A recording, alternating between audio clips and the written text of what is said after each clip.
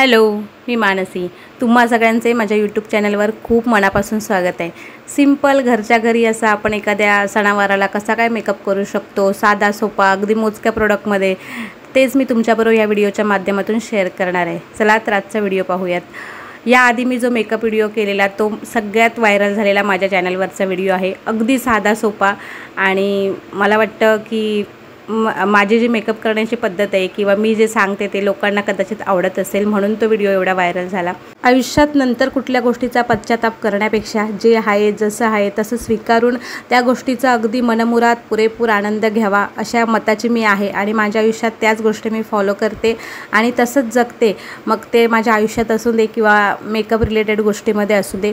खूप महागडे प्रोडक्ट आपल्याकडे पाहिजेत, मग मला मेकअप व्हिडिओ करायचे तर त्यासाठी खूप दाखवायला महागडे प्रोडक्ट पाहिजे किंवा सगळ्या गोष्टी ए टू झेड अगदीच पाहिजे असं काही नाही आहे। आपल्याकडे जे आहे जसं आहे ते घेऊन आपण छान असा मेकअप क्रिएट करू शकतो आणि छान 4 मासात उठून दिसू शकतो।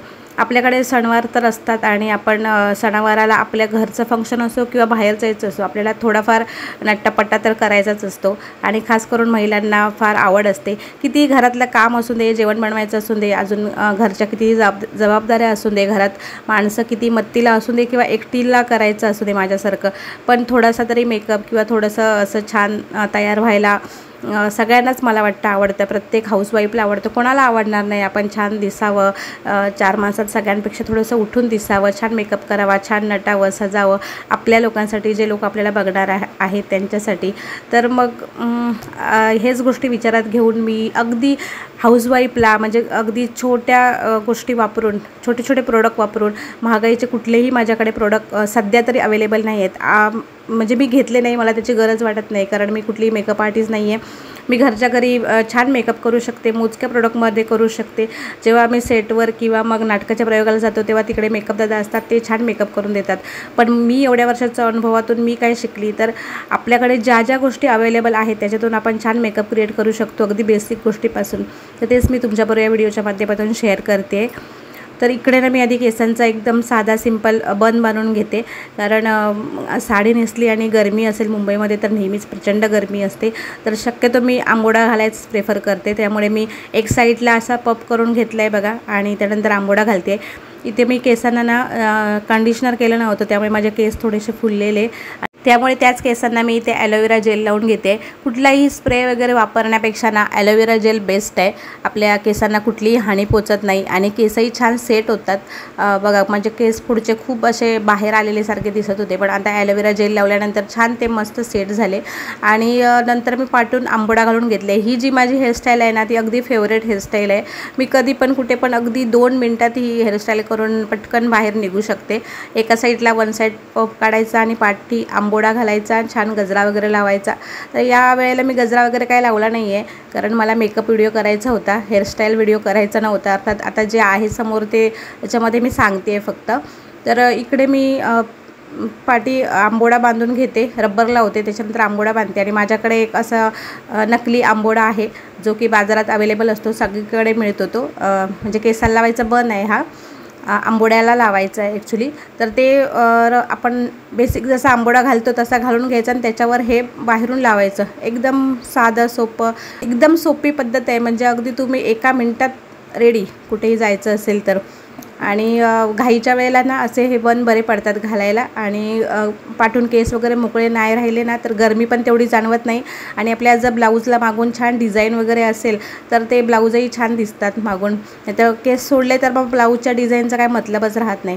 तर इकडे मी मेकअप करायला स्टार्ट करते। माझ्याकडे प्रायमर आहे, तर प्रायमर लावून घेते पहिलं चेहऱ्याला। त्याच्या आधी मी चेहऱ्याला एक केस बांधायच्या आधी छान स्किन केअर करून घेतलेलं, त्याच्यामध्ये मी मॉइश्चरायझर आणि सनस्क्रीम वापरलेली आणि त्याच्यानंतर केस बांधले आणि त्यानंतर आता ही पुढची प्रोसेस मी तुम्हाला दाखवते। तुमच्याकडे जर माझ्यासारखा प्रायमर नसेल तर तुम्ही ॲलोवेरा जेलही प्रायमर म्हणून वापरू शकता, जर तुम्हाला फाउंडेशन लावायचं असेल तर। आणि जर फाउंडेशन लावायचं नसेल हेवी कव्हरेजवालं तर तुम्ही मॉइश्चरायझर लावल्यानंतर डायरेक्ट BB किंवा CC क्रीम अप्लाय करू शकता। असं नाही आहे की प्रायमर लावायलाच पाहिजे कुठच्याही स्टेपला। माझ्याकडे होतं आहे आणि मी थोडंसं लाईट फाउंडेशन लावणार आहे म्हणून मी प्रायमर लावते, नाहीतर प्रायमर स्किप केलं तरी चालतं। जेव्हा आपल्याला लग्नाबिग्नाचा जेव्हा हेवी मेकअप करायचा असतो ना तेव्हा प्रायमर लावलं तर ठीक आहे, पण घरच्या घरी आपल्याला साधं तयार व्हायचं असेल ना तेव्हा प्रायमर लावायलाच पाहिजे असं काही नाही आहे. मॉइश्चरायझर नंतर फाउंडेशन लावता कुठलीही बीबी क्रीम किंवा सीसी क्रीम लावली ना तर त्यानेही छान मेकअप होतो. इथे मी डोळ्यांना काजळ लावून घेते. मला वाटतं माझे डोळे फार बोलके आहेत. मला बरेच जण सांगतात की माझे मित्रमैत्रिणी किंवा अदर रिलेटिव्ह किंवा काही कामासाठी अगदी थोड्याफार प्रवासामध्ये भेटलेली माणसं किंवा सेटवर जेव्हा मी शूटिंगला वगैरे जाते तेव्हा नाटकाच्या निमित्ताने जातो तेव्हा की तुझे डोळे फार बोलके आहेत, म्हणजे मला काही एक्सप्रेस करायचं असेल ना तर मी अगदी डोळ्यातून करू शकते असं लोक सांगतात. तर त्यामुळे मला काजळ लावायला आवडतं आणि काजळ लावून मला वाटतं माझे डोळे अजून छान दिसतात. तुम्हाला जर कोणाला बघणाऱ्यांपैकी असं वाटत असेल तर मला नक्कीच कमेंट करून सांगा. काजळ लावून घेतल्यानंतर ना मी फाउंडेशन लावते. इथे लॅक्मेचं फाउंडेशन आहे माझ्याकडे. आता हे स्किप करून ना तुमच्याकडे जर बीबी क्रीम सीसी क्रीम असं काही असेल ना तर तेही लावू शकता, कारण जेव्हा आपण घरच्या घरी तयार होण्यासाठी जेव्हा मेकअप करत असतो ना तेव्हा मला वाटतं फाउंडेशनची गरज नसते.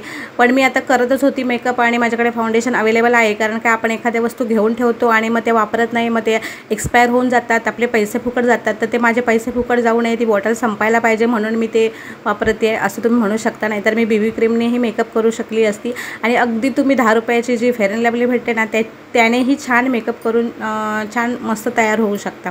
तर इथे फाउंडेशन पूर्ण मी लावून घेतलं. अगदी लाईट फाउंडेशन लावते, जास्त असं डार्क फाउंडेशन लावत नाही आहे. मला जास्त डार्क मेकअप नको आहे, हलका हलकासा हवा आहे.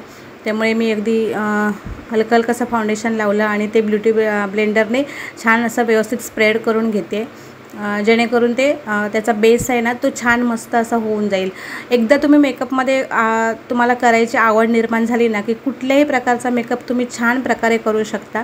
असं नाही की त्यासाठी मेकअप आर्टिस्टच व्हायला पाहिजे, कुठेतरी मेकअप शिकायला पाहिजे. आपल्याला जर एखाद्या गोष्टीची आवड असेल ना, मी कुठेही काहीही शिकलेली नाही आहे पण मी छान प्रकारे मेकअप स्वतःचाही करू शकते आणि इतर लोकांचाही करून देऊ शकते.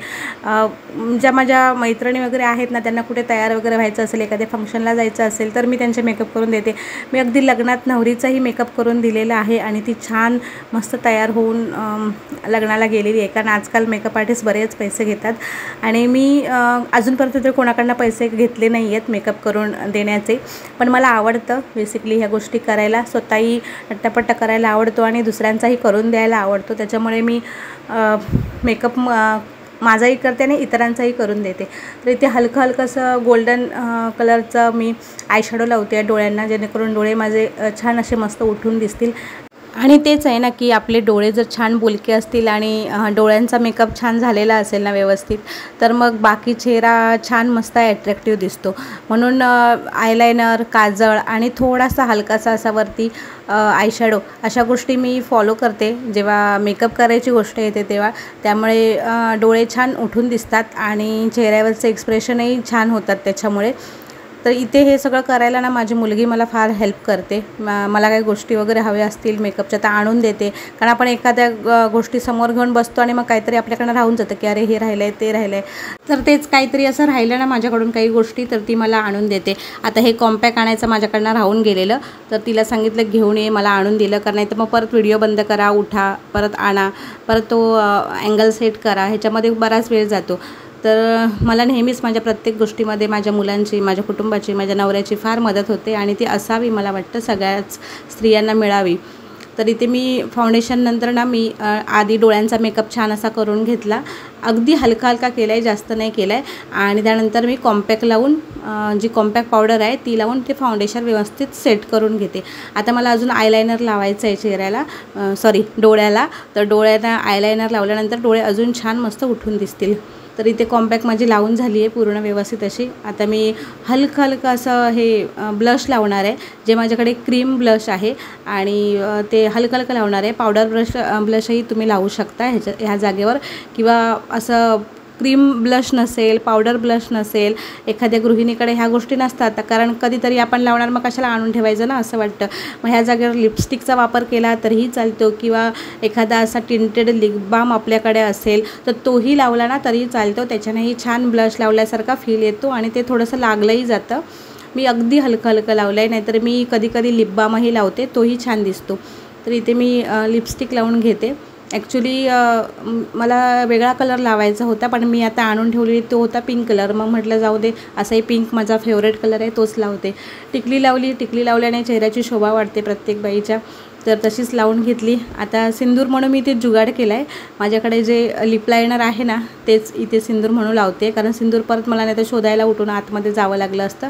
मुलगी अभ्यास करते सारखं तिला डिस्टर्ब करणं बरं वाटत नाही, म्हणून माझ्याकडे जे लिप लायनर आहे ना तेच सिंदूर म्हणून लावते। असे जुगाड कधी कधी करावे, त्याच्याने काही एवढं असं जाणवत नाही की ते सिंदूर नाही आहे असं तर काही जाणवत नाही आहे, सिंदूर लावल्यासारखंच वाटतंय ते।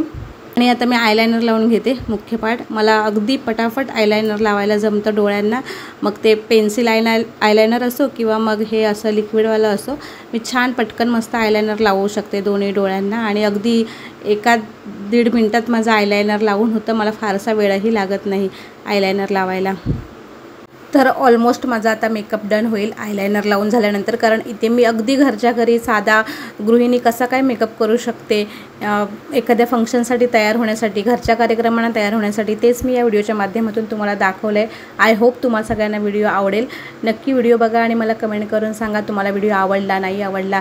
चॅनलवर नवीन असाल तर नक्कीच सबस्क्राईब करा आणि ह्या व्हिडिओला लाईकही करा, कारण बऱ्यापैकी सबस्क्रायबर लोक सध्या तरी जे आहेत ते माझे व्हिडिओ बघतात, जे की मला यूट्यूबच्या YT स्टुडिओमध्ये समजतं। पण जे नवीन आहेत त्यांनी नक्कीच सबस्क्राईब करा मला, आणि मला जेणेकरून मला मोटिवेशन मिळेल अजून काही व्हिडिओ बनवण्यासाठी। तर माझा हा आजचा व्हिडिओ आता ऑलमोस्ट डन झाला आहे। इथे मेकअप फिक्सर वापरते जेणेकरून माझा मेकअप थोड्या वेळासाठी छान मस्त टिकून राहील। आता माझ्याकडे आहे म्हणून वापरते, नाही नसेल तर नाही वापरला तरी चालतो, एवढा काही त्याच्याने फरक पडत नाही। तर झाला आहे माझा मेकअप करून, तुम्हाला कसा वाटला मला नक्कीच कमेंट करून सांगा। व्हिडिओ आवडल्यास नक्कीच लाईक शेअर सबस्क्राईब करा। हा व्हिडिओ इतर मैत्रिणींपर्यंत शेअर करा ज्यांना मेकअप करायला साध्या सोप्या गोष्टीने आवडतो, सिंपल अगदी साध्या आणि मोजक्या प्रोडक्टमध्ये जे लोक मेकअप करू शकतात अशा मैत्रिणींपर्यंत हा व्हिडिओ शेअर करा। उद्या परत एकदा भेटेन अशाच एका नवीन आणि छानशा व्हिडिओसह। माझ्या चॅनलवर आधी जे व्हिडिओ आहेत तेही तुम्ही नक्की जाऊन व्हिजिट करू शकता। माझ्या आयुष्यातल्या बऱ्याच गोष्टी मी माझ्या चॅनलवर व्हिडिओच्या माध्यमातून सांगितलेल्या आहेत, तर त्या तुम्हाला कशा वाटतात त्याही बघा आणि मला तुमच्या प्रतिक्रिया माझ्यापर्यंत कळवा। मी माझी आयुष्यातील माझी लाईफस्टाईल, मेकअप, व्लॉग, ट्रॅव्हल अशा बऱ्याच गोष्टींवर व्हिडिओ बनवत असते आणि ते तुमच्याबरोबर शेअर करत असते। हे व्हिडिओ जाऊन नक्की पहा आणि तुमच्या प्रतिक्रिया माझ्यापर्यंत पोचवा। बाय, काळजी घ्या।